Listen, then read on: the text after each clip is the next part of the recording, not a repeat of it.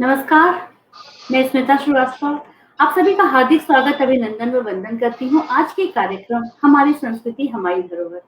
दोस्तों, पिछले एपिसोड में पंडित राहुल शर्मा जी के साथ हमने दधीचेश्वर महाराज के विषय में और महर्षि दधीच के विषय में बहुत ही अच्छे से और उन बातों को भी समझा और जाना जो आज तक हमने पढ़ा नहीं या फिर हम अनभिज्ञ रह गए किसी भी कारणवश। आज उसके आगे की कड़ी में हम 84 कोसी यात्रा के विषय में जानेंगे कि किस तरह से उसके क्या-क्या पड़ाव हैं, उसका क्या महत्व है आज के समय में।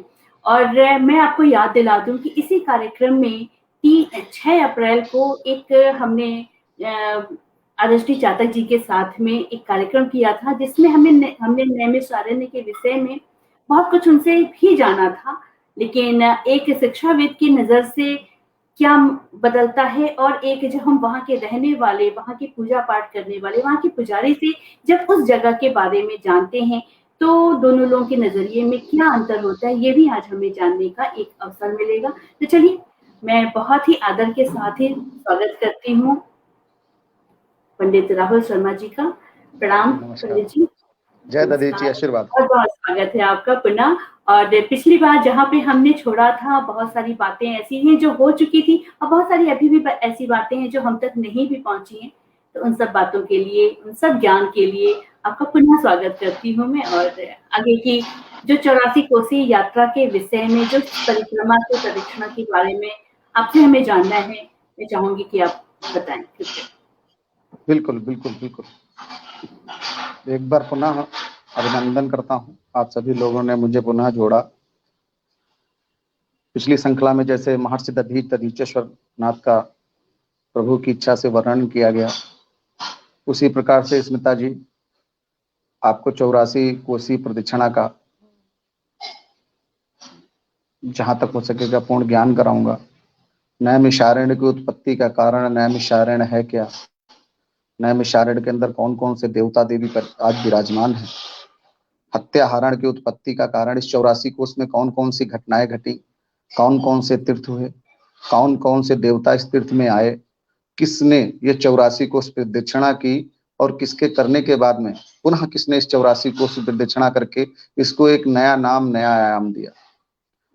सर्वप्रथम गणेश जी के चरणों में वंदन करते हुए गजाननम भूतगणादि सेवितम कपित्तजम्बू फलचारु भक्षणम उमासुतम शोक विनाशकारकम नमाम विघ्नेश्वर पादपुंसम। गणेश जी को वंदना करते हुए इस 84 कोसी के प्रतिष्ठापक, जिन्होंने इस 84 कोस को एक नया नाम दिया, अष्टम वैकुंठ प्रदान हुआ, जिनके द्वारा हमारे ग्राम देवता 28वें विष्णु दधीच जी को हम ध्यान करते हैं।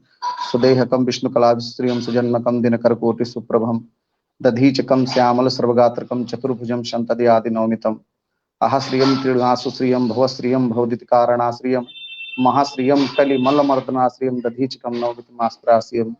दधीच भगवान के चरणों में अपना सर झुका करके वंदन करते हैं, मिश्रित तीर्थ को प्रणाम करते हैं। मिश्रितम चा महात्मनम गरिष्ठ पापनाशनम जो सत्ता पापभ्यो मुच्यते न संशया तुम राजा सर्वतीर्थानाम तुमेव जगता पिता याचतं देहि मे तीर्थ से तीर्थराजनम सुते। स्मिता जी, जानते हैं हमने इन देवताओं को किस लिए याद किया? एक तो सात शरीर प्रदक्षिणा किया जाता है और एक आत्मा और मन से प्रदक्षिणा किया जाता है।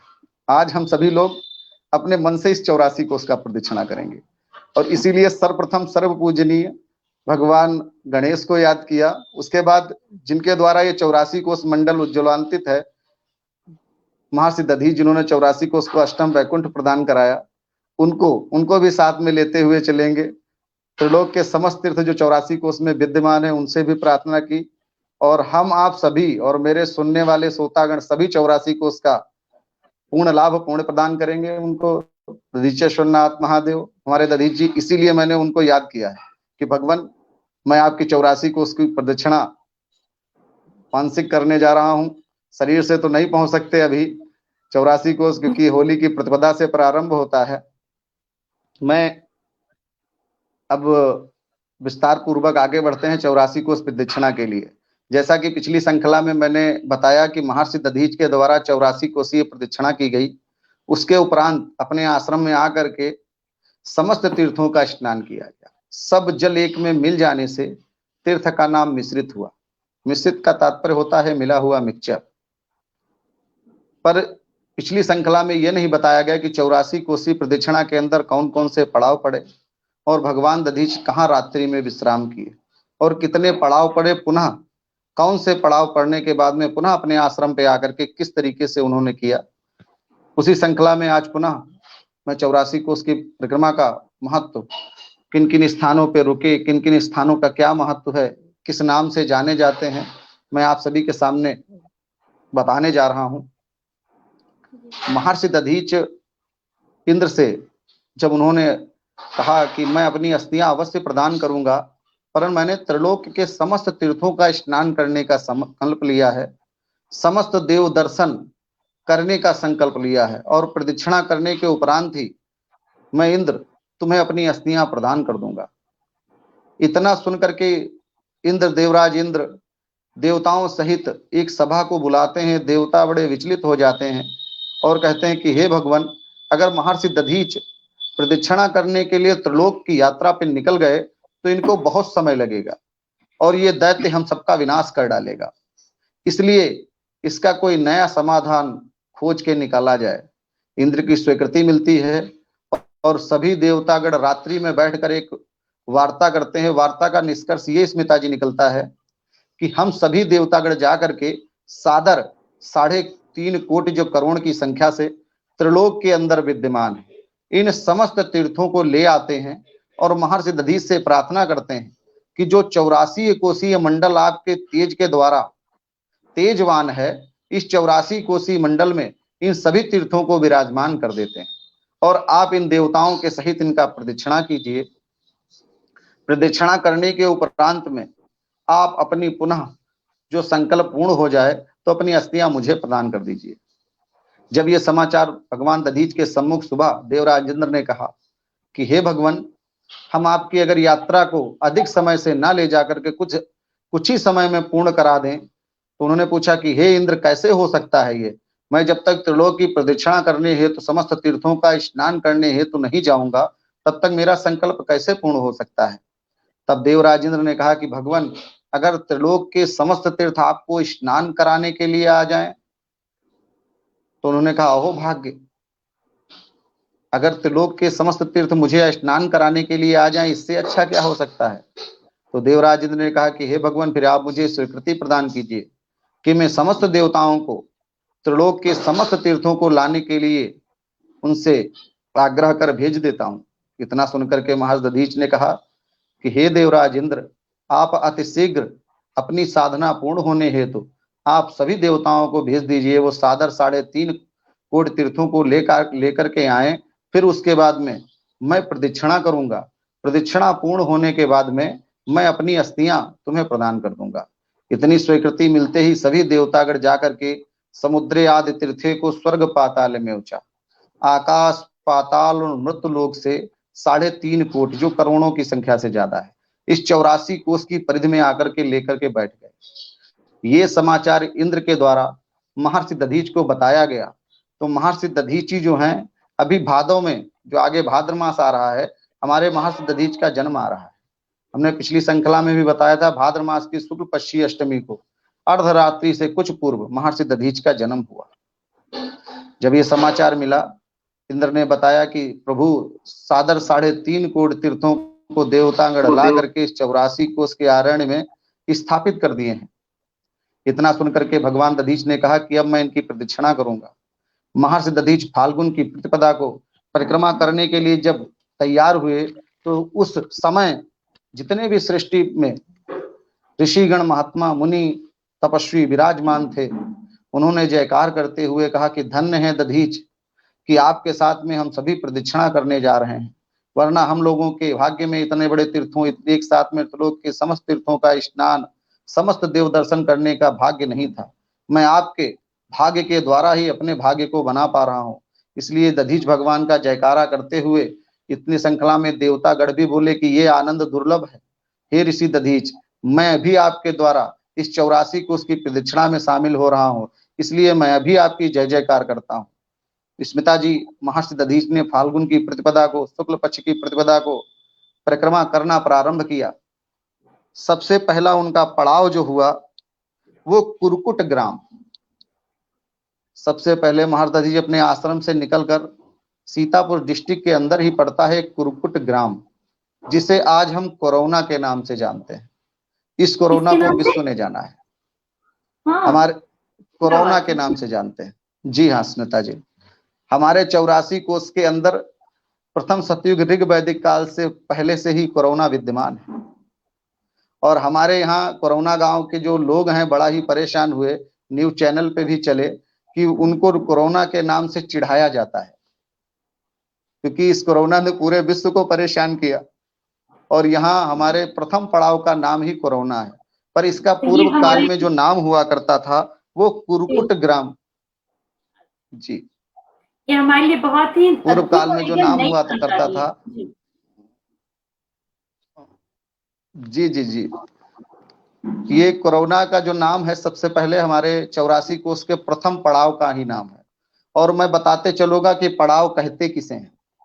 जहां रात्रि में विश्राम किया महर्षि दधीचि ने, वहां पे एक तीर्थ उत्पन्न हुआ। ये कुरकुट ग्राम इसलिए है कि जैसे कुत्ता जब किसी को काट खाता है तो एक विशेखा नक्षत्र होते हैं, मघा विशेखा कृतिका शिव भरणी मूल स्वान सर्प इनमें डसे तो यम हने त्रिशूल। अगर ऐसा होता है तो कहते हैं विशाखा नक्षत्र में अगर किसी कुत्ते ने काट खाया है तो साक्षात मृत्यु को दावत दी गई है।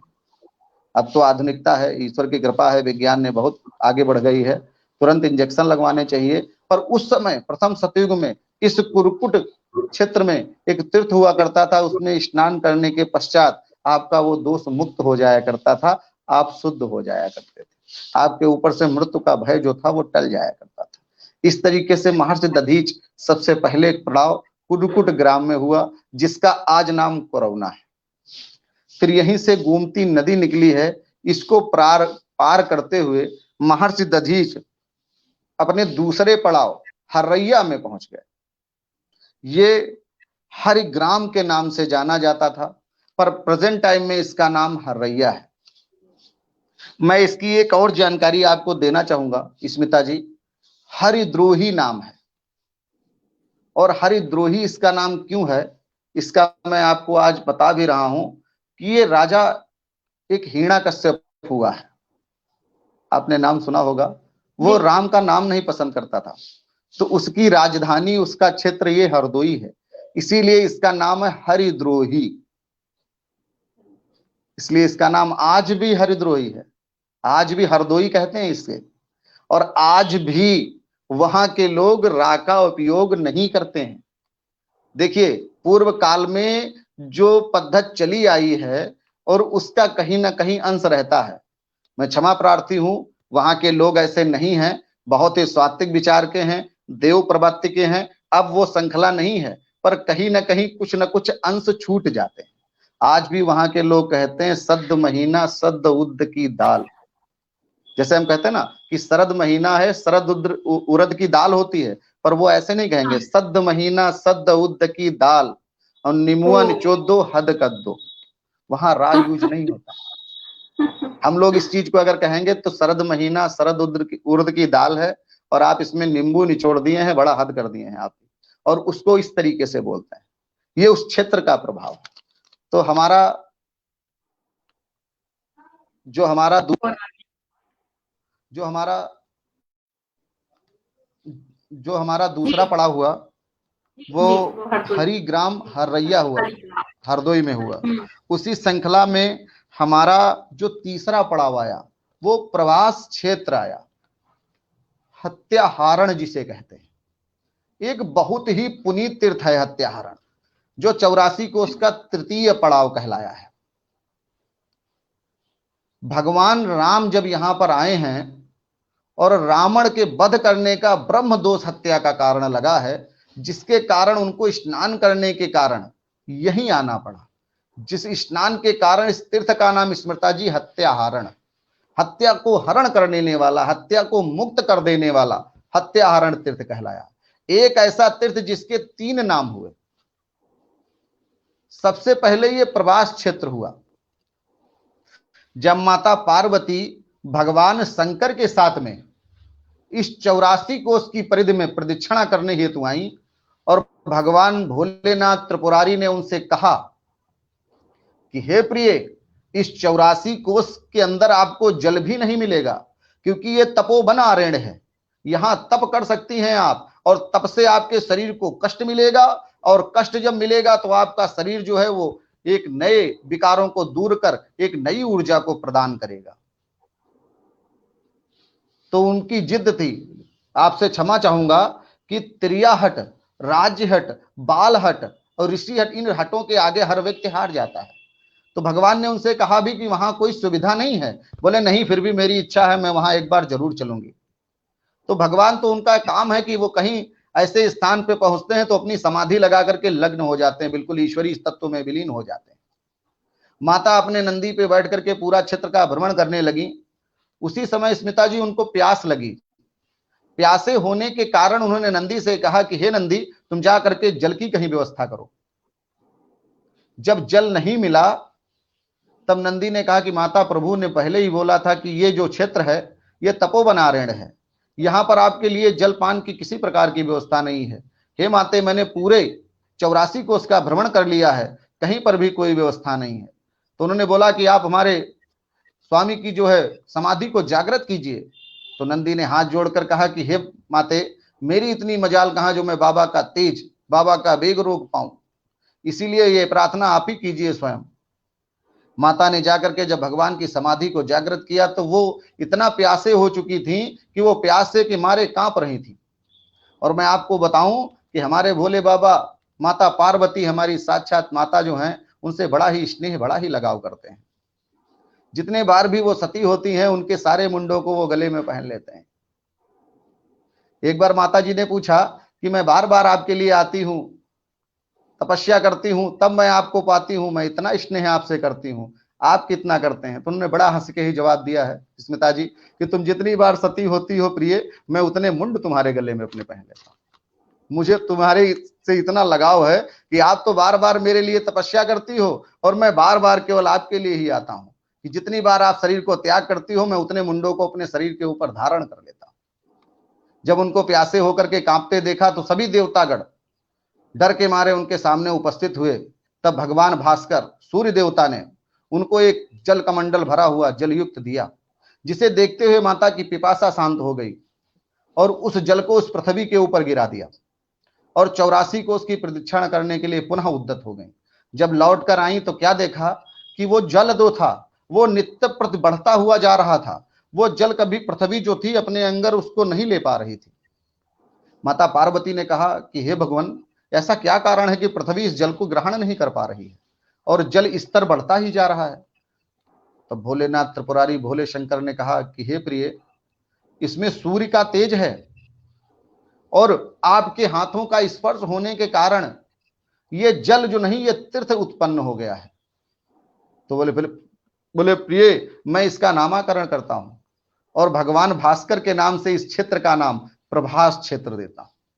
इस तरीके से स्मिता जी, सबसे पहले ये प्रभास क्षेत्र हुआ और प्रभास क्षेत्र में ही तीसरा पड़ाव महर्षि दधीच ने लगाया और रात्रि विश्राम किया। प्रभास क्षेत्र का नाम बदलकर दूसरा नाम ब्रह्म कुंड हुआ। एक समय ब्रह्मा जी काम वासना से वशीभूत होकर के ब्रह्माणी के कक्ष में गए। वहां पर अपनी पुत्री को पाकर के इनको दोष लगा। दोष का निवारण हेतु तो जब देवताओं ने से पूछा तो उन्होंने कहा कि आप उल्टे उल्टे वृक्ष में लटक कर नीचे से धूनी लगा करके और अपने शरीर को नष्ट कर दीजिए, तब आप इस पाप से मुक्ति पा सकते हैं। तो उन्होंने विचार किया कि भगवान, अगर ऐसा है तो इस सृष्टि को कैसे क्या बचाया जाएगा? सृष्टि का कार्यभार तो मेरे ऊपर है, कोई दूसरा उपाय हो तो बतावे। तब बताया गया उस समय कि आप प्रभास क्षेत्र में जाइए और स्नान कीजिए। स्नान करने के बाद में आपके पाप सारे मुक्त हो जाएंगे। तो स्मिता जी, ब्रह्मा जी इसी प्रभास क्षेत्र में आए, स्नान किए और पुनः स्नान करने के बाद जब वो पाप मुक्त हुए तो उन्होंने इसका नाम ब्रह्म कुंड रखा। ये प्रभास क्षेत्र से ब्रह्म कुंड हुआ। इसका तीसरा नाम हत्याहरण है। हत्या को हरण कर लेने वाला हत्याहरण।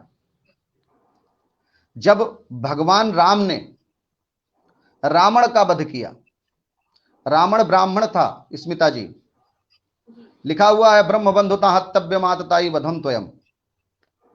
भगवान श्री कृष्ण और अर्जुन जब पांचों पांडवों के पुत्रों को मार दिया है अश्वस्थामा, तो पकड़ के लाए हैं, तो वहां पे बोला है ब्रह्म बंधुना हतव्यम। कृष्ण से पूछा है कि भगवान क्या करें बताइए, तो उन्होंने कहा ब्रह्म बंधुना हतव्यम आतताई वधम त्वयम।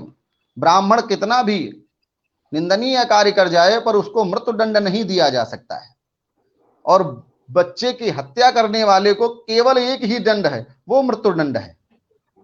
तो इस चक्कर में घूम गए अर्जुन। उन्होंने सोचा कि अब मैं क्या करूं। तो ब्राह्मण की मृत्यु दो तरीके से होती है, वध करने से ही मृत्यु नहीं होती है, समाज से लज्जित कर लीजिए और ब्राह्मण, जी हाँ, समाज से लज्जित कर दीजिए, और ब्राह्मण की प्राण जो है वो शिखा के अंदर विद्यमान होते हैं।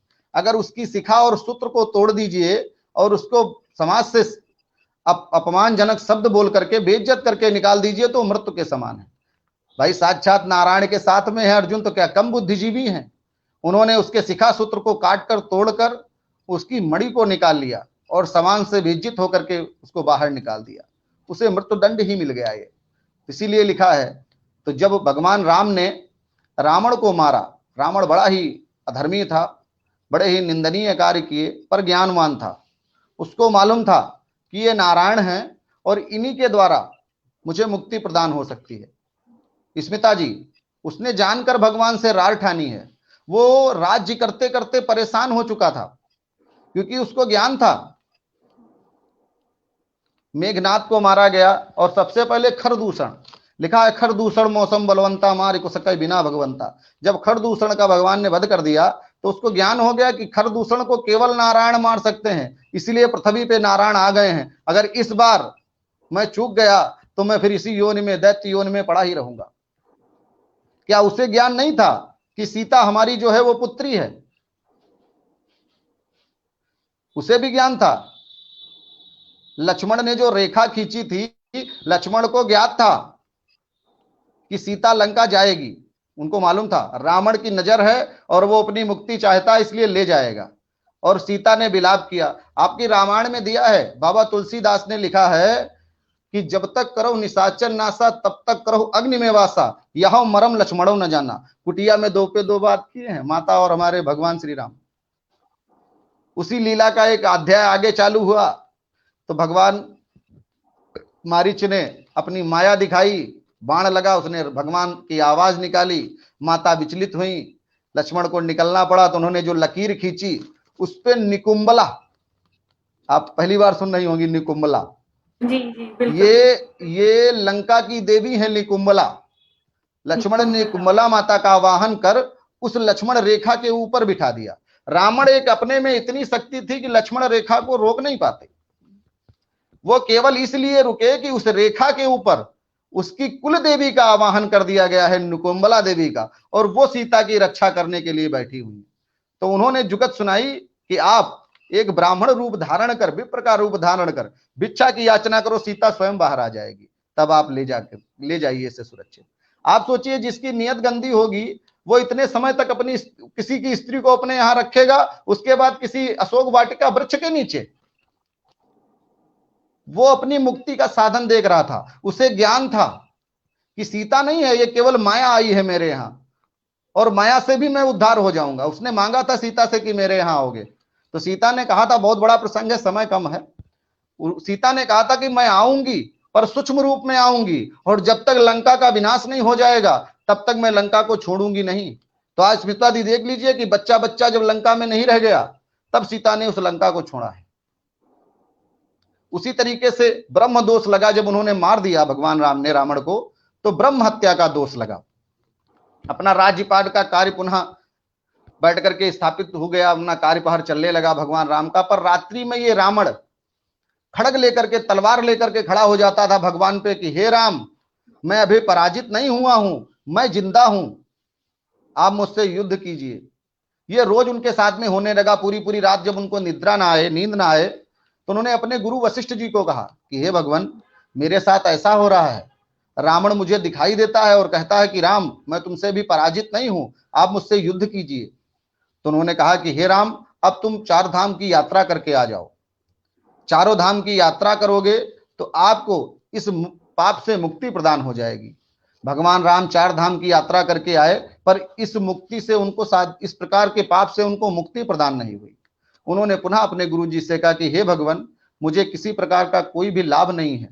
तब उन्होंने कहा कि हे राम, आप 84 कोस की प्रदक्षिणा कीजिए, जो आपने विष्णु अवतार में महर्षि दधीच के लिए कहा था, और उसके बाद में आप वहां ब्रह्म कुंड में स्नान कीजिए।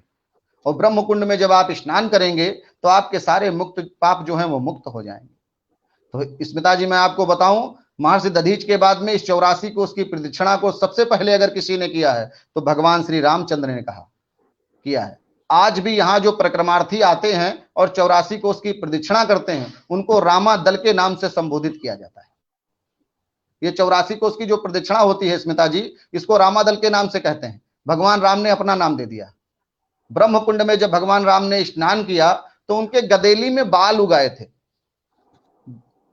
ब्रह्म की हत्या का दोष लगा था क्योंकि ब्राह्मण था, तो गदेली में बाल उगाए थे। तो इस जब ब्रह्म कुंड में आकर स्नान किए तो उनके वो बाल वहीं गिर गए और मुक्त हो गए पाप से। तब उन्होंने इस तीर्थ का नाम हत्याहारण रखा। हत्या को हरण करने वाला हत्याहारण तीर्थ। तो स्मिता जी मैं बताऊं, ये तीसरा नाम उसका हुआ। आज भी जिन भाइयों को, जिन माताओं को किसी की हत्या का दोष लग जाता है, तो इसी तीर्थ में भाद्र मास के रविवार को बहुत बड़ा मेला लगता है और स्नान करते हैं, उनके पापों को मुक्ति प्रदान हो जाती है।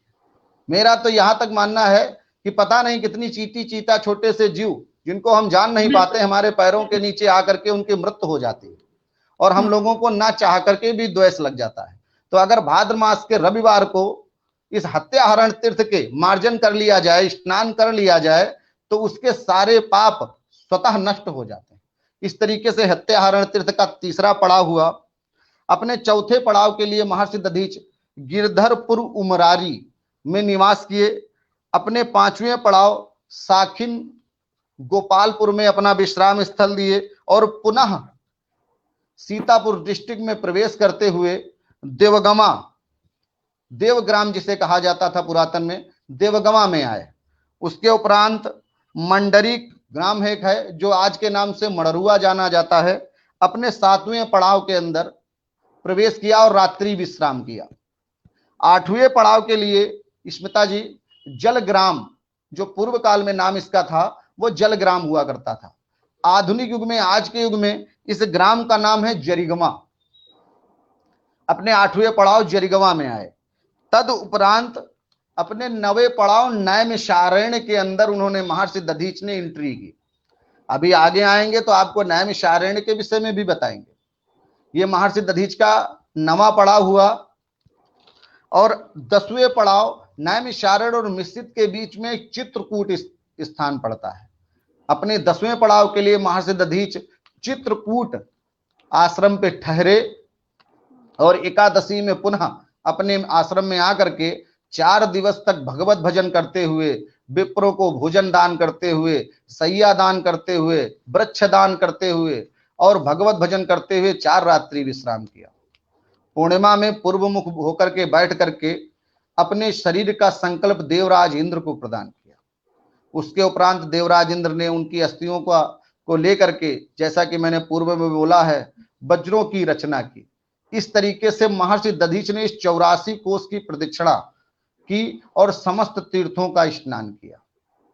इसी प्रदक्षिणा को जब ब्रह्म हत्या का दोष लगा है भगवान राम को, तो 84 कोस की प्रदक्षिणा कर हत्याहारण तीर्थ में स्नान किया है, जिसके कारण ये 84 कोस प्रदक्षिणा जो है आज रामा दल के नाम से संबोधित की जाती है। इस तरीके से आपने 84 कोस की प्रदक्षिणा का हाल जाना। जैसा कि मैंने अगली श्रृंखला में बोला था कि हम नैमिषारण्य में बात करेंगे। नैमिषारण्य एक बड़ा ही पवित्र तीर्थ है। नैमिषारण्य 84 कोस के केंद्र में स्थापित है। नेम किसे कहते हैं? नैमिषारण्य का नाम ही नैमिषारण्य क्यों है? जैसे मैंने अभी बोला स्मिता जी पिछली श्रृंखला में कि मिश्रित इसलिए हुआ कि यहां पर समस्त तीर्थ आकर के आपस में मिक्सचर हो गए, इसलिए ये मिश्रित हुआ। नैमिषारण्य क्यों हुआ? मैं नैमिषारण्य का भी नाम बताता हूं। नेमि कहते हैं मनोमय चक्र को, और ये आरण्य था जिसके कारण ये नैमिषारण्य तीर्थ की उत्पत्ति हुई। कालांतर में पुनः जब दैत्यों का प्रकोप बढ़ा और दैत्य देवताओं को परेशान करने लगे और उन्हें यज्ञ तपस्या करने के रास्ते में अवरोध उत्पन्न करने लगे, जिसके कारण उनके वो शक्ति नहीं प्रदान हो पा रही थी देवताओं को, जिस शक्ति के द्वारा देवता दैत्यों का विनाश करते थे। तो सभी देवतागण जाकर के ब्रह्मा जी से प्रार्थना करते हैं कि हे भगवान, ऐसा कोई मुझे स्थान बताइए जहां पर हम निर्विघ्न होकर के तपस्या करें और ये दैत्य जन हमको परेशान ना कर सकें। इतना सुन करके ब्रह्मा जी ने कहा कि हे देवताओं, ऐसा स्थान तो है पर उस स्थान का नामकरण नहीं हुआ है। 84 कोसी अष्टम वैकुंठ भगवान विष्णु के द्वारा बनाया गया है, जहां पर हमारे पुत्र अथर्व के पुत्र दधीच के द्वारा 84 कोशीय प्रदक्षिणा की गई, समस्त तीर्थ विद्यमान हुए और अष्टम वैकुंठ की पदवी प्रदान है। मैं देवताओं अपने मनोमय चक्र को इस 84 कोष की यात्रा के लिए भेज रहा हूं। ये जाकर के 84 कोष के केंद्र में समावित होगा। वहीं से आपको 84 कोषीय जो है वो परम पवित्र है, जहां पर दैत्यों का प्रवेश वर्जित है। आप निर्विघ्न होकर के तपस्या कीजिए और वहां पर की हुई तपस्या 3.5 गुना कोटि होकर के प्रदान होती है। मैं आपको उदाहरण तौर पे बताऊं कि 1 का 3.5 आप कहीं निवेश करेंगे तो 1 ही मिलेगा, यहां निवेश करने से किसी चीज में आपको 3.5 गुना होकर के मिलता है। ये ऑफर चलता है, ये देवताओं का ऑफर है हमारे यहाँ 84 कोष के लिए, कि आप अन्य तीर्थ में जाते हैं तो 1 ही पुण्य प्रदान होता है, पर देवताओं ने देखिए आपके लिए पुनीत कार्य किया है कलयुग में कि आपको 3.5 गुना कोट होकर के देते हैं। आपको समस्त तीर्थों का फल मिलता है। 84 कोष प्रदक्षिणा करने से आपको 84 लाख योनियों से मुक्ति प्रदान होती है। और इस कार्यक्रम को सुनाने के लिए जब मुझे उद्यत किया और आपसे जोड़ा, मैं रुपेश भैया का हृदय से अभिनंदन और स्वागत करता हूं और उनका आभार व्यक्त करता हूं, और ईश्वर से प्रार्थना करूंगा कि उन पे दया दृष्टि बनाते रहें और उनकी सारे मनोकामनाएं पूर्ण हो। और उनके साथ हमारे एक चाचा जी भी आए हुए थे हैदराबाद से, मैं उनके नाम से अवगत नहीं हूं। मैं ईश्वर से मैं ईश्वर से प्रार्थना करूंगा कि वो भी स्वस्थ चित्त रहें और नारायण की भक्ति करते रहे, उनके शरीर पे किसी प्रकार की कोई भी बीमारियां ग्रसित ना हो। जब तक वो पृथ्वी पे रहें तब तक चैतन्य रहें और परमात्मा उनकी रक्षा करता है। इस तरीके से ब्रह्मा जी ने अपना मनोफाड़ता केंद्र में जा रहा था। स्मिता जी 6.5 पाताल फाड़ता हुआ उनका मनोमय चक्र जा रहा था, तो देवता गण बड़ा ही विचलित, बड़ा ही परेशान हो गए कि कहीं ये आधा पाताल और फाड़ दिया तो पृथ्वी जलमग्न हो जाएगी। तब मां ललिता का आवाहन किया गया और उन्होंने ब्रह्मा जी की त्रंदा को तोड़ा है, तब पृथ्वी जलमग्न होते बची है। इस तरीके से नैमिषारण्य और चक्र तीर्थ की उत्पत्ति हुई। नीम से नैमिषे क्षेत्रे ऋषया सोनकादया सहस्त्रम स्वर्गस्य लोक सहस्त्र सम्मासतम, ये श्रीमद् भागवत में दिया हुआ है। और हमारा जो रामचरितमानस है तुलसीदास जी ने लिखा है, बड़ा ही सुंदर लिखा है। तीर्थवर नैमिष विख्याता अति पुनीत साधक सिद्धिदाता। तीर्थों में जो है वो नैमिषारण्य जो है वो विख्यात है, पुनीतों में अति पुनीत है, पवित्रों में अति पवित्र है। तीर्थवर नैमिष विख्याता अति पुनीत साधक सिद्धाता, साधक को सिद्धि प्रदान करने वाला है। ये पूर्व काल में अभी मैंने पिछले बोला है कि देवताओं को ब्रह्मा जी ने भेजा है कि आप जाइए वहीं से सिद्धि प्रदान हो जाएगी आपको, तो हमारे बाबा तुलसीदास ने भी लिख दिया है तीर्थवर नैमिष विख्याता अति पुनीत साधक सिद्धाता। इस तरीके से नैमिषारण्य की उत्पत्ति हुई, मनोमय चक्र आकर के स्थापित हुआ। ये पूरा एक आरण्य था 84 कोसी। इस तरीके से ये नैमिषारण्य की उत्पत्ति हुई और जो चक्र स्थापित हुआ वो चक्र तीर्थ के नाम से जाना जाने लगा। चक्र तीर्थ देखिए एक गोल, जी जी बहुत सुंदर है, अष्टकोणीय आरती होती है। और वहीं पर बाबा भूतनाथ बाबा हमारे कोतवाल हैं। इस नैमिषारण्य क्षेत्र के चक्र तीर्थ में अमावस्या लगती है, साल की 12 अमावस्या लगती हैं। विश्व से लोग आते हैं, स्नान करते हैं, पुण्य के भागीदार बनते हैं। इस तरीके से चक्र तीर्थ की स्थापना हुई। पृथ्वी जलमग्न होने से बचाने के लिए माता ललिता इस 84 कोष के अंदर आई और ललिता शक्तिपीठ के नाम से जानी जाने लगी।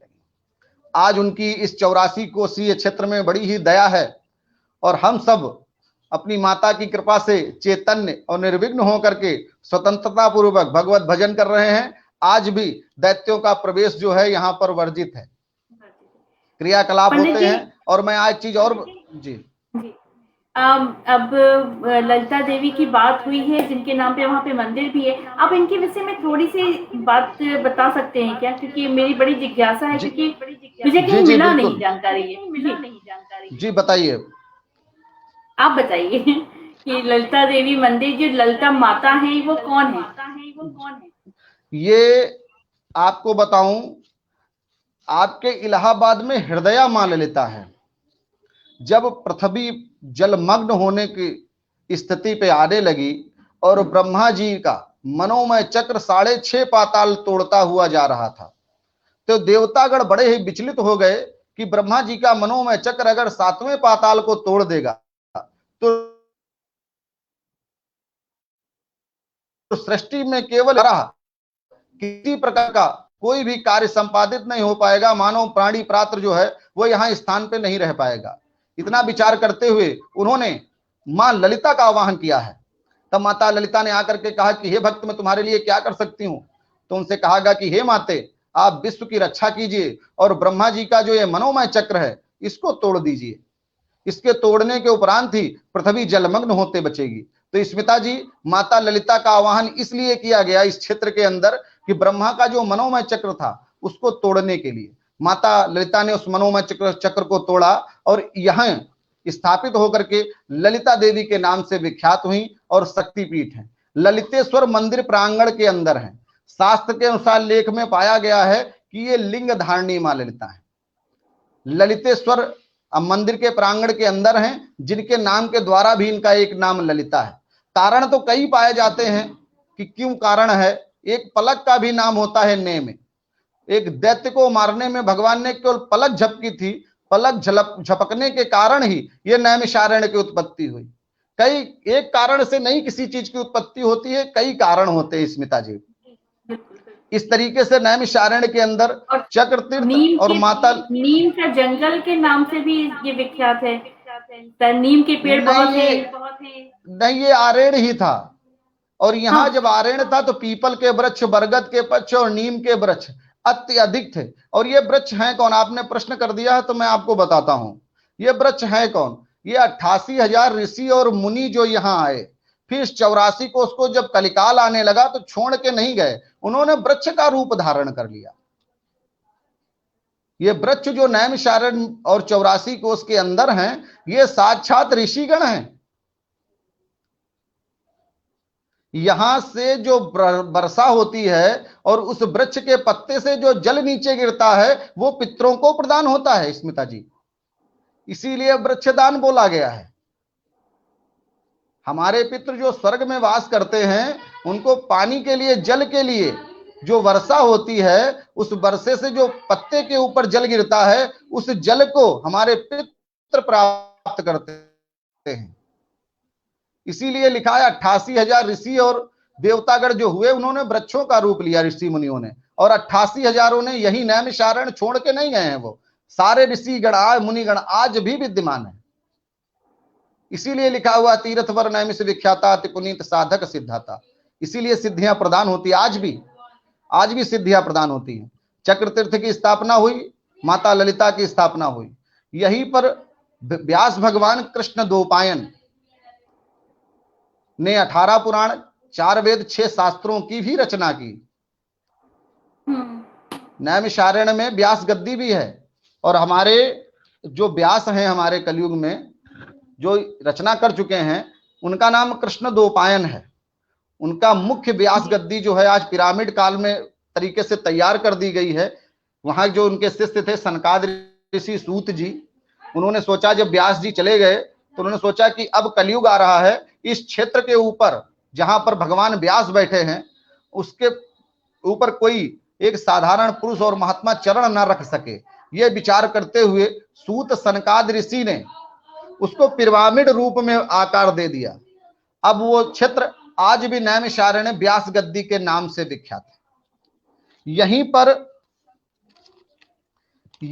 यहीं पर मनु शत्रुपा ने तपस्या किया है।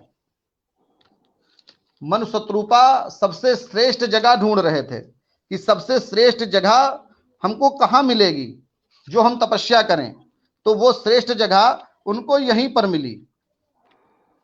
लिखा है विधि हरिहर तप देख अपारा मनु समीप आए बहुबारा। रामचरित्र में इतनी घोर तपस्या की है मनु जी ने और शत्रुपा जी ने कि जिनकी तपस्या को देख करके भगवान बार बार पृथ्वी पर आए। मनु शत्रुपा जी ने एक समय 6 वर्ष तक केवल जल पी करके तपस्या की इस नैमिषारण्य में। 6 वर्ष तक केवल जल ही पिया है और उसके बाद में 7 वर्ष तक वायु का सेवन किए हैं। केवल वायु का सेवन करते हुए तपस्या करते रहे। तब उपरांत उन्होंने 12 वर्ष तक एक पैर पे खड़े होकर के 12 वर्ष तक एक पैर पे खड़े होकर के उन्होंने घोर आराधना की है। मैं सभी को बताना चाहूंगा कि सृष्टि के सबसे पहले अगर कोई पूर्वज हमारे हैं तो मनु शत्रुपा हैं। इन्हीं के द्वारा हमारी वंश वृद्धि बढ़ी हुई। ये हमारे धर्म के माता पिता हैं। ये सृष्टि इन्हीं के द्वारा रची गई है और इन्होंने तपस्या करने के लिए सर्वश्रेष्ठ क्षेत्र चुना। वो 2884 कोसीय नैमिषारण्य और घोर तपस्या किए हैं। भगवान बार बार इनके सम्मुख आते थे, कुछ मांग लो कुछ मांग लो। तो भगवान से एक प्रश्न करते थे क्या मांग लूं, किसी प्रकार की कोई इच्छा ही नहीं है। जब बार बार भगवान आने लगे तो उन्होंने बोला कि बार बार आते हैं तो बताइए क्या दे सकते हैं। तो बोले जो इच्छा हो मांग लो। तो बोले मुझे आप जैसा पुत्र चाहिए। तो नारायण ने कहा कि मेरे जैसा पुत्र तो मैं ही हो सकता हूं, कोई दूसरा नहीं हो सकता है। इसलिए मैं तुम्हें वचन देता हूं कि मैं राम बन करके आऊंगा त्रेता युग में और आप राजा दशरथ और आप कौशल्या बनेंगी। मैं आपके घर में राम रूप में अवतार लूंगा। तो शत्रुपा ने तुरंत हाथ जोड़कर कहा कि भगवान सबसे पहले मुझे उस स्वरूप का दर्शन करा दीजिए जिस स्वरूप पे आप मेरे पुत्र बन करके आए। तो राम का पहला प्रादुर्भाव, पहला अवतार अगर कहीं हुआ स्मिता जी तो वो नैमिषारण्य में हुआ, जब भगवान नारायण ने अपने राम स्वरूप को दिखाया। और वही राजा मनु और रानी शत्रुपा आगे चल करके राजा दशरथ और रानी कौशल्या बनी और उनके घर में भगवान साक्षात नारायण राम रूप में मर्यादा में रहते हुए जन्म लिए हैं और मर्यादा पुरुषोत्तम कहलाए। ये भगवान राम का पहला प्रादुर्भाव नैमिषारण्य में हुआ। इस तरीके से व्यास गद्दी और मनु शत्रुपा का तपस्या स्थल की जानकारी प्रदान हुई। उसके उपरांत सूत गद्दी भी यहां पर है। भगवान सूत जी का एक स्थान है जिन्होंने सत्यनारायण व्रत की रचना का जीर्णोद्धार किया है। तो वो भी स्थान यही नैमिषारण्य में है। आप जैसे कलयुग में कथा सुनते हैं सत्यनारायण की, एकदा नैमिषारण्य शोनकादय पुरुषन मुनिया सूतम पौराणिकम खलु। नैमिषारण्य में जो सत्यनारायण व्रत की रचना है वो सूत जी ने की है। एक समय व्यास जी, सूत जी, सनकाद ऋषि सभी बैठे हुए थे और मुजफ्फरनगर में सुखताल पड़ता है जहां सबसे पहले श्रीमद् भागवत कथा को राजा परीक्षित को सुखदेव जी ने सुनाया है। जब कथा सुनाने के लिए उद्यत हो रहे थे तो व्यास जी ने कहा है सूत सनकाद ऋषि से कि जाओ इस कथा को सुनो जाकर के, ये समाज को से दुरुतियों को कुरीतियों को दूर करने वाली है, मुक्ति को प्रदान करने वाली है और साक्षात सुख सुना रहा है। इस कथा को आप जाकर के सुनो, आपको परम ज्ञान उत्पन्न हो जाएगा, आपके अंदर ज्ञान विद्यमान हो जाएगा। अपने गुरु का आदेश पा करके सूत जी सनकाद ऋषि उस कथा को सुनने के लिए सुखताल में पहुंचे। जब कथा विराम हो गई और पुनः महर्षि दधीची नगरी 84 को षष्ठम वैकुंठ में व्यास जी के सम्मुख आए तो उन्होंने पूछा कि हे सूत, तुमने किस प्रकार से कथा सुनी, हे सनकाद तुमने क्या ग्रहण किया। तो उन्होंने उस कथा को सुनाने के लिए कहा कि भगवान मैं सुना नहीं सकता हूं, मैं बयां कर सकता हूं कि उन्होंने कैसे सुनाया है और किस तरीके से श्रोतागण कथा सुन रहे थे। तो बोले वो प्रारूप, वो कथा प्रसंग मुझे सुनाओ। तो सूत जी जो हैं वो कथा वक्ता बने, आज भी जो है सूतवाच बोला जाता है, कथा वक्ता बने हैं और श्रोता सनकाद ऋषि बने हैं और वो प्रश्न करते हैं, वो कथा सुनाते हैं। आज भी उनकी कथाएं चल रही हैं। इस तरीके से सूत गद्दी पे सूत जी विराजमान है। इसी श्रृंखला में इस 84 कोसी के अंदर नैमिषारण्य में हमारे हनुमंत लाल भी हैं, बजरंगबली बाबा भी विराजमान है। भारत देश की 3 मुख्य गद्दियां हैं और 3 मुख्य गद्दियों में एक सर्वप्रथम नैमिषारण्य के अंदर है। मैं बताता चलूं, इलाहाबाद में संगम के तट पर भगवान बजरंगबली साक्षात लेटे हुए हैं। बताते हैं कि थके हुए हैं तो आराम करने के लिए लेट गए। वो एक हनुमानगढ़ी है और आपकी दूसरी हनुमानगढ़ी जो है वो अयोध्या में बजरंगबली बैठे हुए हैं। वहां लड्डुओं का भोग लगता है। इनको सरयू जी के लिए रखा गया था, भगवान ने रखा कि आप सरयू जी के पास बैठिए और देखे रहिए सरयू जी आगे ना बढ़ करके आए जो अयोध्या को जलमग्न कर दें। इनकी ड्यूटी वहां लगी हुई थी, ये लड्डू खाने आ जाया करते थे। तो वहीं पर फिर बैठाल दिया गया और कहा गया आपको लड्डू मिलते रहेंगे। दूसरी गद्दी वहां पर है और तीसरी गद्दी हमारे नैमिषारण्य में है, जहां पर अहिरावण का वध कर पातालपुरी से निकले हैं राम और लक्ष्मण को अपने कंधे पे बिठा कर। मनोजवमा मारुतुल्य वेगम जितेंद्रियम बुद्धिमतां वरिष्ठम वातात्मजं वा नरयूथ मुख्यम श्री रामचंद्रम शरणम प्रपद्ये। श्री रामदूतम शरणम प्रपद्ये। ऐसे रामदूत को प्रणाम करते हैं। हनुमानगढ़ी की उत्पत्ति हुई इस तरीके से। हनुमानगढ़ी का जिक्र भी हमने बताया आप लोगों को कि नैमिषारण्य में व्यास गद्दी, मनुशत्रुपा तपस्या स्थल, माता ललिता का स्थान, सूत गद्दी, चक्र तीर्थ, हनुमानगढ़ी। उसी श्रृंखला में हनुमानगढ़ी में पंच पांडव किला भी है स्मिता जी, कम लोगों को मालूम है, मैं आज आपको बताऊं। पंच पांडव किला क्या है? जब महाभारत समाप्त हुई और पांडवों को अपने भाइयों की हत्या करने का पाप लगा, इससे मुक्ति पाने हेतु यहां 12 वर्ष तक सोमावती के स्नान करने के लिए पधारे और 12 वर्ष तक सोमावती पर्व ही नहीं आया।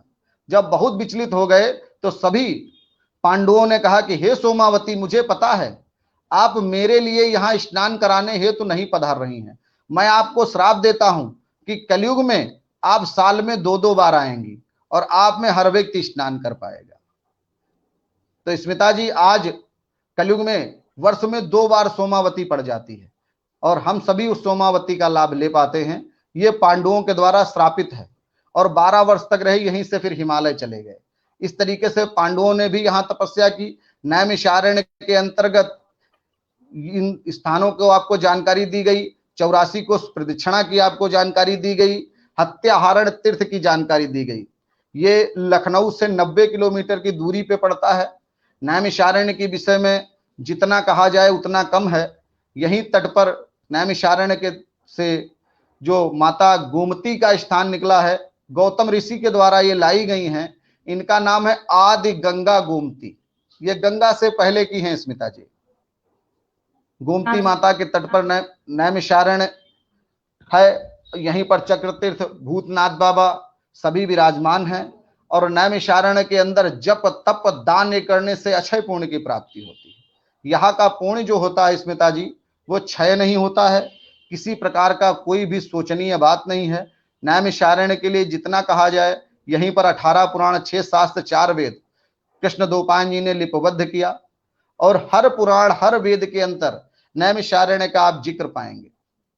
माता ललिता का एक ऐसा स्थान है कि जहां पर आज भी पूरे विश्व के लोग आकर के मस्तक झुकाते हैं, उनकी सारी मनोकामनाएं पूर्ण होती हैं। कुछ लोग तो ऐसे आते स्मिता जी कि वो अपनी जीभ्या को चढ़ा देते हैं। मैं आपको बताऊं, मैंने आंखों से देखा है। बाल्याकाल अवस्था थी, मनोकामना जैसे मान लिया कि माता मेरा ये कार्य हो जाए तो मैं अपनी जीभ चढ़ा दूंगा। तो मैंने अपने आंखों से देखा है जीप चढ़ाते हुए, प्रशासन जान नहीं पाता है, चुपके से मंदिर के अंदर वो व्यक्ति प्रवेश करता है, हाथ में कुछ काटने योग्य सामान भी रहता, अस्त्र रहता है, और वो माता के सामने जवान निकाल के काट देता है। मंदिर तुरंत बंद कर दिया जाता है, मैंने अपने आंखों से देखा है, मंदिर बंद कर दिया जाता है, ना वो जबान मिलती है ना कुछ मिलता है, और वो जो व्यक्ति है वो तुरंत मूर्छावस्था में आकर के वहीं गिर जाता है। उसको माता के प्रांगण में ही लिटा दिया जाता है। और स्मिता जी, एक चमत्कार बात आपको बताऊं कि 4 घंटे 5 घंटे के बाद वो बंदा जय माता दी की बोलता है फिर से। ये यही का इतनी जिक्र जबान है, कट जान ये तो मैंने कहीं तो देखा है। जी। ये 4-5 यहाँ कहीं घंटे जिक्र के बाद में, जी हाँ, 4-5 घंटे के बाद में वो व्यक्ति जय माता दी बोलता है। अब आप सोच लीजिए, जिसकी जबान कट जाए और उसके बाद में तो वो गूंगा हो जाएगा, पर माता रानी साक्षात दया अपने भक्तों के ऊपर बरसाती हैं, उनके सारे मनोरथ पूर्ण करती हैं, और व्यक्ति जय माता दी बोलते हुए यहाँ से चला जाता है। नवरात्र में काफी भीड़ रहती है, माता रानी सभी को दर्शन देती हैं, सभी की मनोकामनाएं पूर्ण करती हैं। चक्र तीर्थ जो कि केंद्र है 84 कोस का, हर अमावस्या में सभी जनमानस यहीं आते हैं, विश्व से स्नान करते हैं और अपने पापों को नष्ट कर पुण्य के भागीदार बनते हैं। तीर्थ ही क्यों जाते हैं? तीर्थ में क्या है? हम तीर्थ क्यों जाते हैं? स्मिता जी, लिखा हुआ अन्य क्षेत्रम कृतम पापम, अन्य क्षेत्रम कृतम पापम तीर्थ क्षेत्रे विनश्यति, और तीर्थ क्षेत्रम कृतम पापम वज्रलेपे भविष्यति। तीर्थ क्षेत्र में किए हुए पाप वज्रलेप हैं, और अन्य क्षेत्र में किए हुए पाप तीर्थ में आने से नष्ट हो जाते हैं।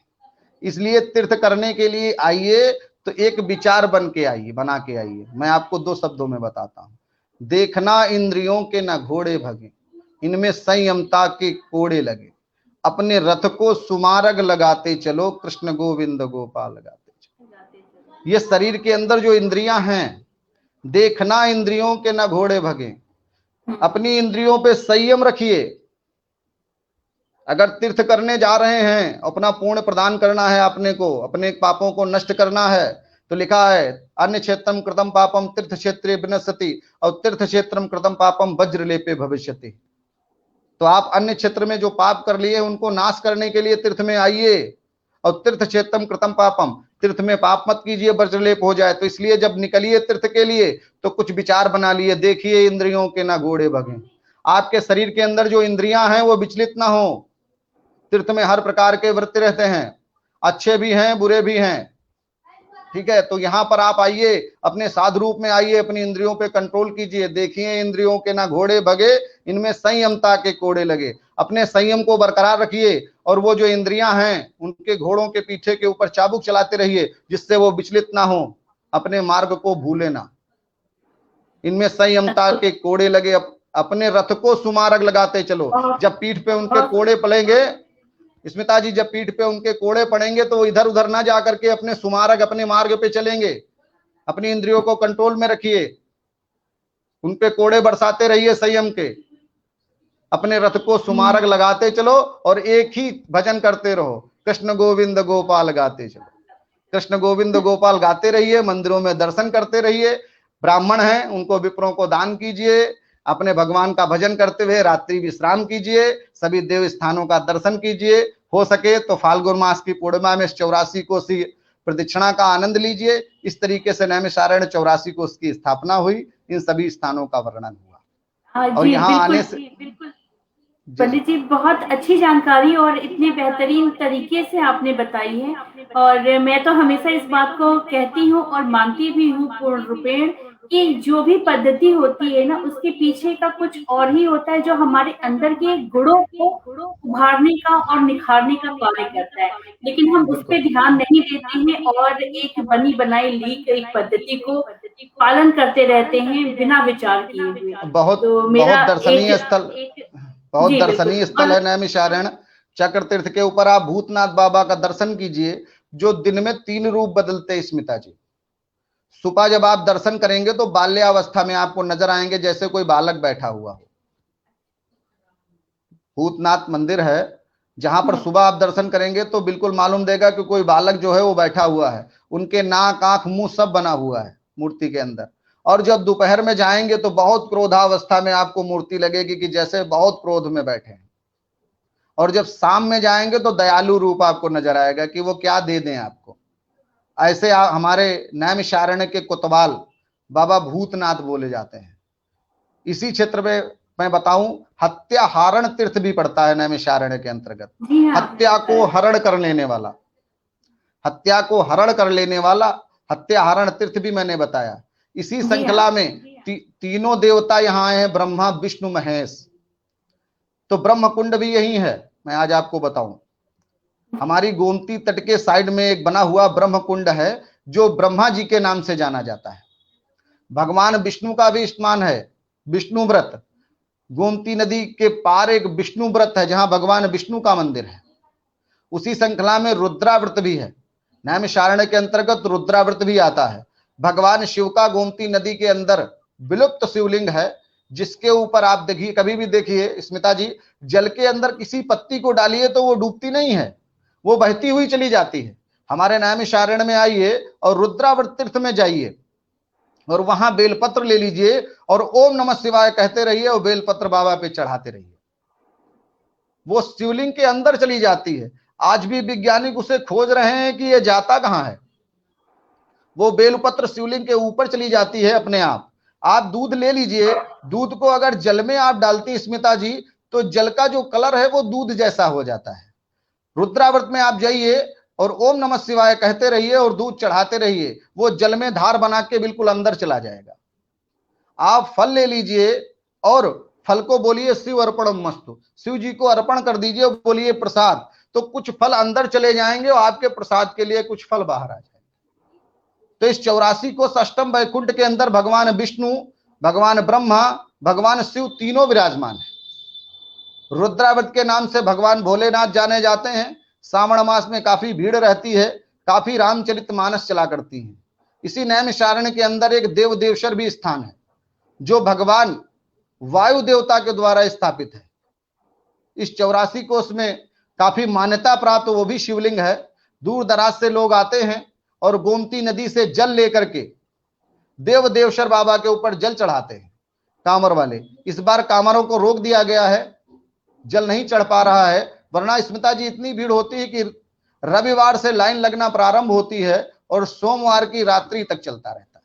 सावन में वैसे पूरी भीड़ रहती है, पर सोमवार में कुछ विशेष ही रहता है। और इतनी रामचरितमानस कथाएं चला करती हैं वहां पर कि आप बड़ा आनंदित हो जाएंगे। परमानेंट आप पूरे 24 आवर्स आपके कान में, जब तक वहां आप रुकेंगी तब तक आपके कान में केवल हरिस्मरण ही पड़ता रहेगा। साक्षात आपको महसूस होगा कि आप कहीं स्वर्ग में आ गई हैं। इसीलिए इस स्वर्ग के सुख के लिए देवता भी वशीभूत रहते हैं और देवता इस 84 कोष में आते रहते हैं। और ऋषिगणों ने इसीलिए वृक्षों का रूप ले लिया। वो जड़ होकर के एक जगह पे नारायण की जो उच्चारण है उनके कानों में, उनके स्वर जो है कानों में पड़ा करते हैं। नैमिषारण्य के अंतर्गत नाना प्रकार के स्थान हैं और साधकों को सिद्धि प्रदान कर देता है। किसी प्रकार की अगर सिद्धि प्राप्त करना है तो नैमिषारण्य आ जाइए और अपनी तपस्या कीजिए, आपको सिद्धि प्रदान हो जाएगी। ऐसा हमारा नैमिषारण्य है। सारे वेदों में, सारे पुराणों में, सारे ग्रंथों में आपको नैमिषारण्य के विषय की सारी चर्चाएं मिलेंगी और नैमिषारण्य में हम सभी का स्वागत करते हैं। आइए, दर्शन कीजिए और पुण्य के भागीदार बनिए। पर प्रार्थना इतनी है, विकारों को निकाल के आइए। तीर्थ में कष्ट जरूर मिलता है, कष्ट मिलने से ही पुण्य की प्राप्ति होती है। कभी भी तीर्थ में जाकर के कष्टों का वर्णन मत कीजिए। जब आप रेत में चलेंगे ना तो गर्म रेत होगी, जब पैर जलेगा तो वो जो पाप हैं वो आपके नष्ट हो जाएंगे। अगर एसी में सोना है और बढ़िया बढ़िया भोजन खाना है तो फिर घर ही में रहिए। मैं प्रार्थना करूंगा। तीर्थ में, मैं अपने यहाँ की तीर्थ की बात नहीं कर रहा हूं, किसी तीर्थ में जाइए, थोड़ा सा कष्ट अगर शरीर को नहीं मिलेगा, ये समझ लीजिए अगर आपको थोड़ा सा भी कष्ट किसी तीर्थ में मिल जाता है तो आपके पाप नष्ट हो जाते हैं। मैं इसलिए बोल रहा हूं, काफी शिकायतें मेरे पास आई कि भाई आपके यहाँ ये सुविधा नहीं है, आपके यहाँ वे सुविधा नहीं है। तो सुविधाओं का अभाव मत देखिए। सुविधा अगर लेना है तो आपको दिल्ली, बंबई, कलकत्ता में सुविधाएं मिलती हैं, वो सुविधाएं लीजिए। अगर आपको तपस्या करने के लिए आना है तो इस तपोवनारण्य नैमिषारण्य में आइए और तपस्या कीजिए और पुण्य के भागीदार बनिए। यहाँ जब आएंगे तो किसी ना किसी तरीके से थोड़ा बहुत कष्ट जरूर मिलेगा और कष्ट जब मिलेगा तो आपके विकार, आपके पाप जो है स्वतः नष्ट हो जाएंगे। इसलिए पुनः एक बार प्रार्थना करते हुए सभी से आशीर्वाद है और कहता हूं कि नैमिषारण्य आए तो अपनी इंद्रियों के घोड़ों को बिल्कुल लगाम लेकर करके आए। बिल्कुल बिल्कुल पंडित जी। और समाप्त करने के पहले मैं एक बात और जानना चाहूंगी आपके माध्यम से, जिस तरह से हम लोग 84 कोसी यात्रा की बात कर रहे हैं और विश्राम स्थल की आपने बात की, जिसमें कि अपने नहीं, 9वें पड़ाव में नैमिषारण्य आया। 9वें पड़ाव में आपने नैमिषारण्य की बात की, नैमिषारण्य आया। आगे भी कोई पड़ाव है 84 जी हाँ, में कि बिल्कुल। हाँ बिल्कुल, मैं उसकी थोड़ा सा एक आप जिक्र करते हुए इसको पूरा कर दीजिए। जी हाँ, तो मन में 9वें पड़ाव में जी 9वें पड़ाव में भगवान दधीच नैमिषारण्य में रात्रि निवास किए। वहां से पुनः सुबह होते ही प्रस्थान किए और अपने 10वें पड़ाव नैमिषारण्य मिश्रित की दूरी से 5 किलोमीटर बीच की दूरी पे चित्रकूट नाम का एक तीर्थ है, देवता विराजमान है, रात्रि में वहां विश्राम किया। एकादशी में पुनः अपने आश्रम में आकर के रात्रि विश्राम करते हुए, जागरण करते हुए भगवत भजन करते रहे। इस तरीके से महर्षि दधीच ने 4 रात्रि हरि स्मरण भजन करते हुए, विप्रों को दान करते हुए, गौ दान करते हुए, संत महात्माओं को भंडारे देते हुए 4 रात्रि विश्राम किया और पूर्णिमा में समस्त तीर्थों का स्नान किया। किस प्रकार से पूर्णिमा में स्नान किया कि जो तीर्थ कमंडल से भरा हुआ देवतागण उनके हाथ में देते तो सर्वप्रथम महर्षि दधीच उस कमंडल जल से उसका नाम पूछते कि हे भगवान, आपका क्या नाम है और आपके स्नान करने से मुझे कौन सा पुण्य प्रदान होगा। इस प्रकार तीर्थ अपना नाम उच्चारण करता और अपनी महत्ता को वर्णन करता कि आपको मुझ में स्नान करने से ये पुण्य प्रदान होगा। उसे प्रणाम कर महर्षि दधीच स्नान कर लेते। इस तरीके से महर्षि दधीच ने 3.5 कोटि, जो करोड़ की संख्या से ज्यादा है, उसका स्नान किया। स्नान करने के बाद में जो जल इधर उधर व्यर्थ में जा रहा था, देवताओं ने कहा कि ये बहुत परिश्रम के बाद में इस जल को लाया गया है, अगर ये निरर्थक इधर उधर बह करके चला गया तो बड़ा हानि हो जाएगी। तो देवताओं ने तुरंत एक सरोवर का निर्माण किया, उस सरोवर के अंदर उस तीर्थ को विद्यमान कर दिया, जो आज का मिश्रित तीर्थ दधीची कुंड कहलाया। स्नान करने के बाद में पूर्णिमा में दधीच जी ने पूर्व मुख में तीर्थ में बैठकर देवराज इंद्र को अपना दान शरीर रूप में स्थापित कर दिया। उन्होंने अपने शरीर को इन देवराज इंद्र को दान में दे दिया और अपने प्राण को साक्षात नारायण में विलीन कर दिया। भगवान लिखा तो यह है कि भगवान विष्णु ने मुख खोलकर दधीच के प्राणों को अपने अंदर ही विलीन कर लिया। वो आवागमन से रहित हो गया और दधीच के शरीर में नमक और दही लगाकर इंद्र की सुरागाय से चटाया गया। हड्डियों को लेकर के देवराज इंद्र ने विश्वकर्मा उष्णा को दिया, जिसके द्वारा महाबली वृत्तासुर दैत्य का संहार हुआ। 3.5 वज्र बने उन हड्डियों से, गांडीव, पिनाक और सारंग। जैसे पूर्व में मैं बोला है, गांडीव अर्जुन के काम आया, पिनाक सीता के स्वयंवर में तोड़ा गया, सारंग विष्णु भगवान ने लिया। इस तरीके से 3.5 वज्रों का निर्माण हुआ। कहने का तात्पर्य यह है स्मिता जी, इस 84 कोस नैमिषारण्य की उत्पत्ति के कारण महर्षि दधीच है। महर्षि दधीच इस तपोवन आरण्य में नहीं आते और वो अस्थिदान नहीं करते तो ये 84 कोसीय जो परिध है वो अष्टम वैकुंठ नहीं होती।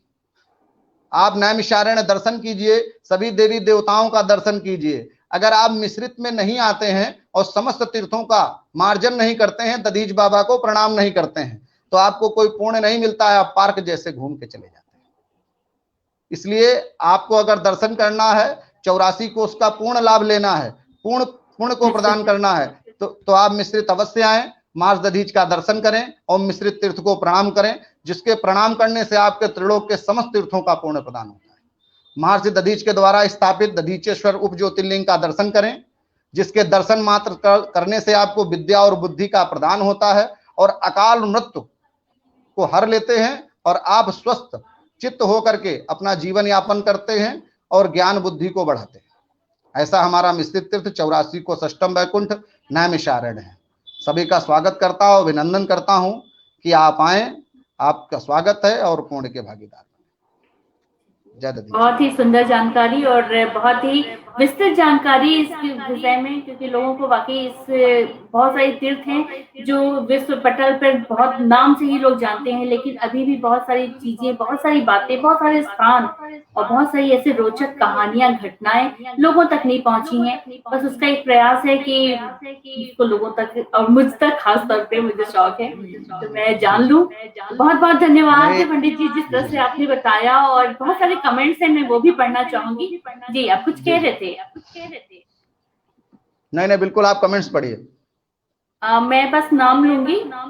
अस्मित बिन्नी जी हैं, आवाज रिपीट हो। अस्मित बिन्नी जी हैं, प्रमोद श्रीवास्तव जी जुड़े रहे, आपका स्वागत कर रहे थे, और के कृष्ण जी हैं, प्रिया शुक्ला जी, राजकुमार सेवक जी, सौरभ पांडे जी, डॉक्टर रेखा रानी शर्मा जी, रुपेश कुमार श्रीवास्तव जी, रागिनी पांडे जी, और साथ में रही नूतन वर्मा जी, भानु प्रकाश श्रीवास्तव जी और राजकुमार सेवक जी कहते हैं कि बहुत सुंदर ज्ञानवर्धक जानकारी, और ये बात सभी ने लगभग स्वीकार की है और अपने कमेंट में यहाँ पे इस बात को रखा है, लिखा है आपके लिए, और बहुत बहुत धन्यवाद भी आपको दिया है। तो इस तरह से लोग भी जुड़े रहे जिन तक ये जानकारी पहुंची, और मुझे पूरी उम्मीद है कि अगर हम तक कोई बात पहुंचती है और हमें अच्छा लगता है, हम उससे कन्विंस होते हैं, तो हम लोगों को भी उससे जोड़ने का एक प्रयास करते हैं और अपनी बातों से भी फिलहाल जोड़ेंगे, और जैसे ही मौका मिलेगा हम नैमिषारण्य और मिश्र जरूर आएंगे। बिल्कुल, स्वागत है आपका। तक के लिए अपना भी ख्याल रखिए और सभी का, अपनों का भी ख्याल रखिए। फिर मिलते हैं। बहुत बहुत धन्यवाद पंडित जी, और बहुत बहुत धन्यवाद सभी दर्शकों को हमसे जुड़ने के लिए, अपना समय देने के लिए। फिर बहुत जल्दी मिलते हैं। नमस्कार, जय हिंद, जय भारत। जय दधी जी। जय दधी जी।